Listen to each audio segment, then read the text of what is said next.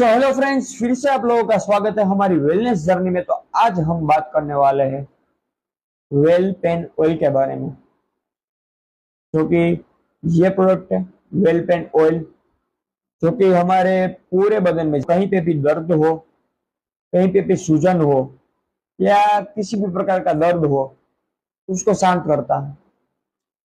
तो आइए इसके बेनिफिट के बारे में जानते हैं। तो उसमें सबसे पहला जानते हैं कि गंधपूरा ऑयल।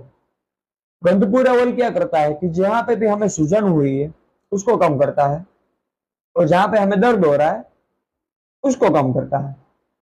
उसके बाद जो दूसरा ऑयल है वो है हमारा तेलपान ऑयल। तेलपान ऑयल क्या करता है कि जहां पे भी हमें स्नायु बंद की प्रॉब्लम हो रही है, कहीं पे भी अगर लगता है, तो उस जगह की पूरी जो स्नायु है, जो नसें है, वो या तो फूल जाती है या तो बहुत दर्द करने लगती है, तो उसमें हमें राहत देगा। उसके बाद पेन किलर, जहां पे भी हमें दर्द होता है उसको कम करने में हमारी हेल्प करता है।